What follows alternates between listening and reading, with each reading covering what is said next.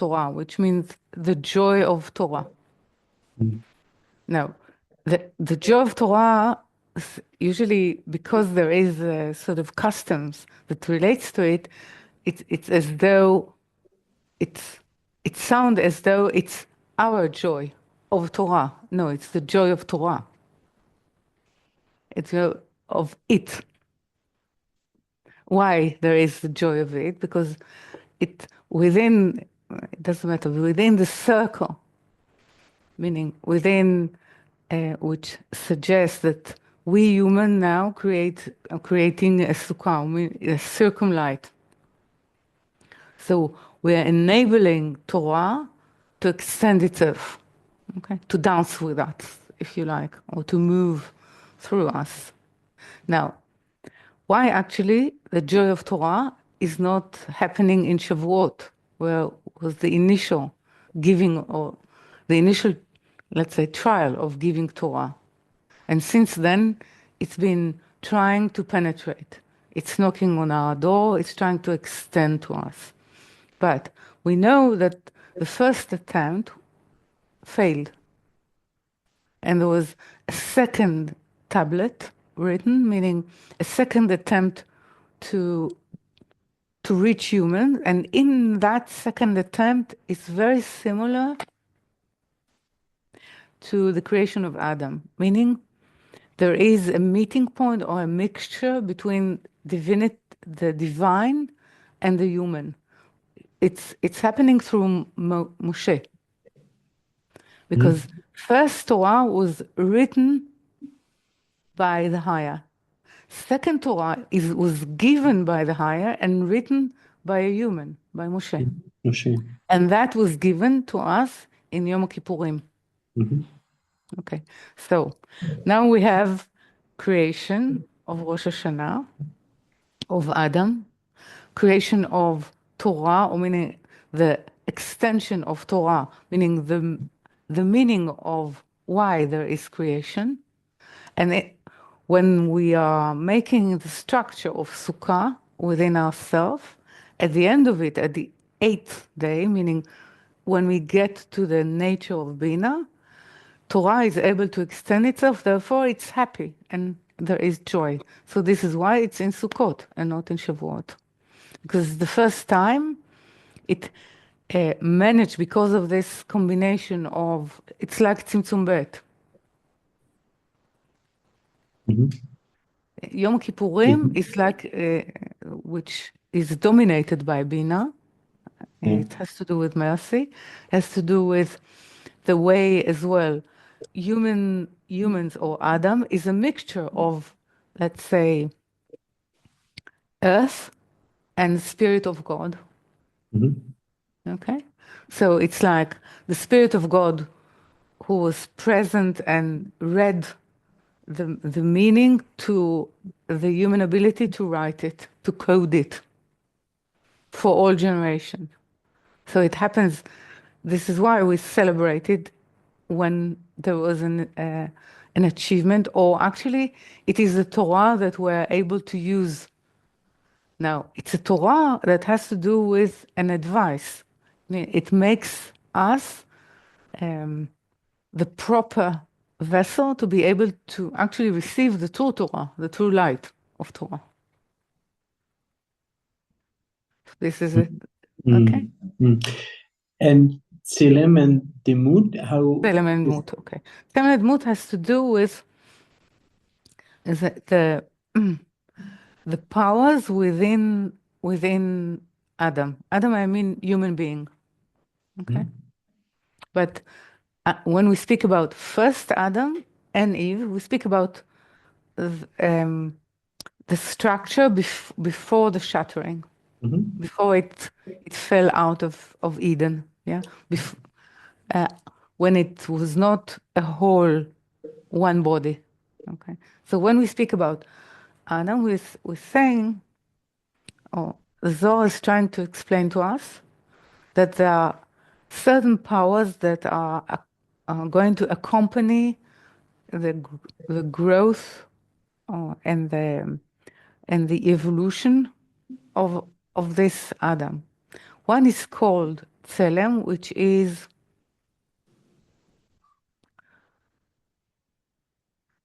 the power of what is called concealment within creation.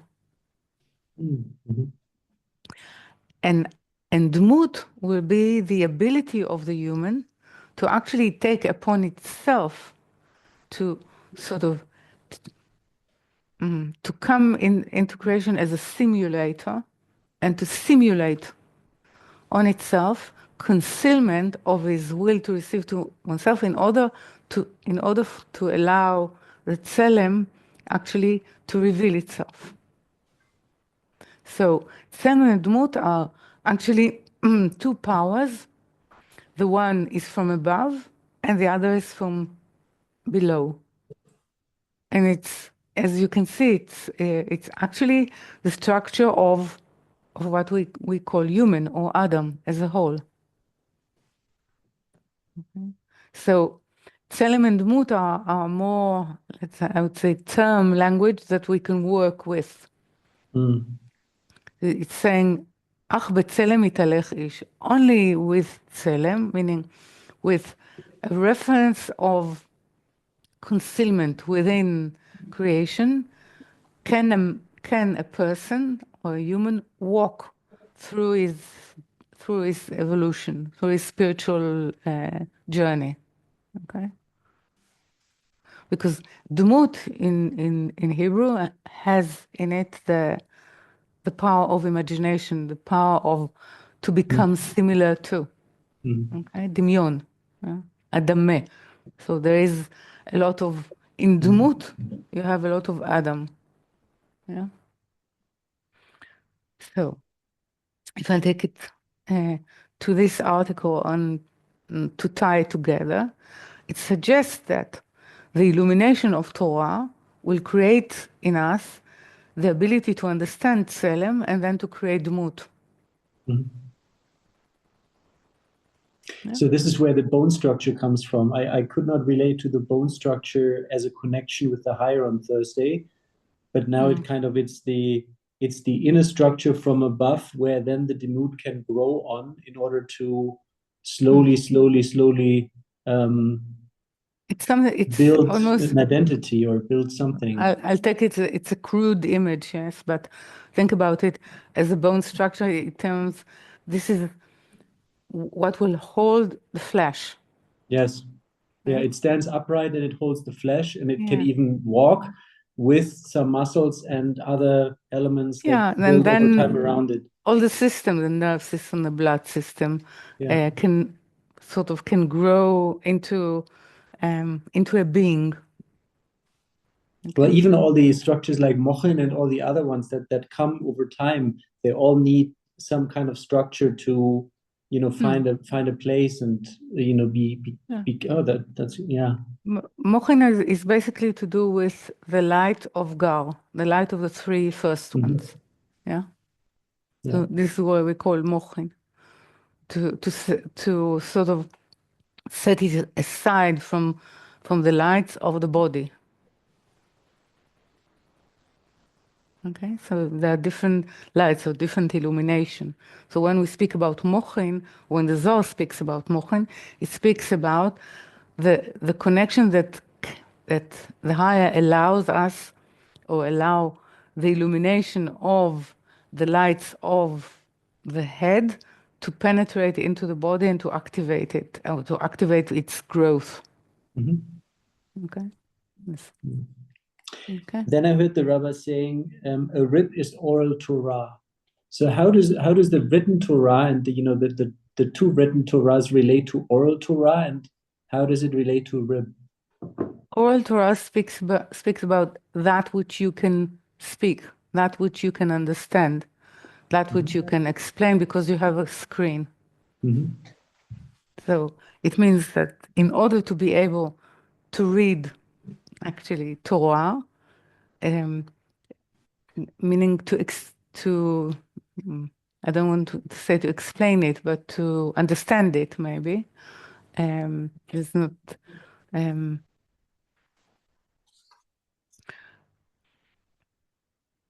All Torah is is the way Malchut, through different screens, connects to the light of Torah, to the meaning of it. Yeah? So we always sort of, through the generations, we always, when we read Torah, it's actually oral Torah. But Because how there's no can way you to read it? perceive, there's no way to With perceive what do anything you else. read it? Yeah. How you understand it? It's oral Torah. Yeah. And so oral Torah changes with every parasha, with every minute, moment. It changes by the thickness of the screen and thickness and hardness of the screen that we are able to set as a group. And this is the screen upon which we read Torah. So it depends on the gate of consciousness we are able to open.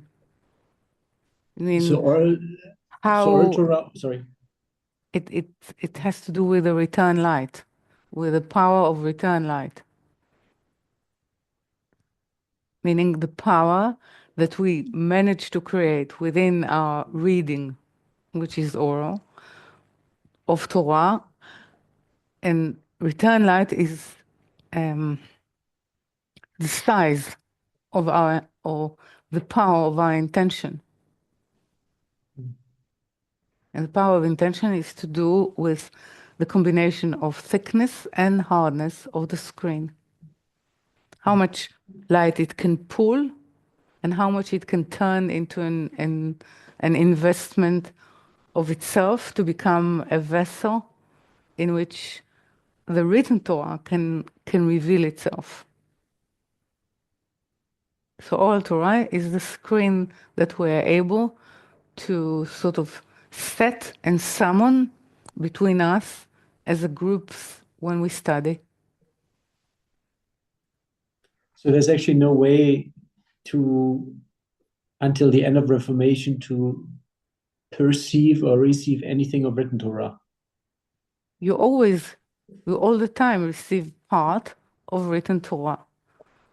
Well, in the, let's say, in the world of Atzilut, or in the end of Reformation, there will be no difference between reading the meaning of it and the intention of it. Yeah. Because the vessel will not hide the light. Yeah. So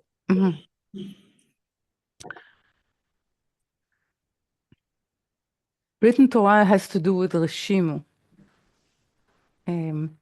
Oral Torah has to do with bringing it into an expression. What was sort of coded in us has been, when we are able to activate it as the return light. This is oral Torah. Okay? So every time that we study, it's an oral Torah of that generation, of that screen that is reading.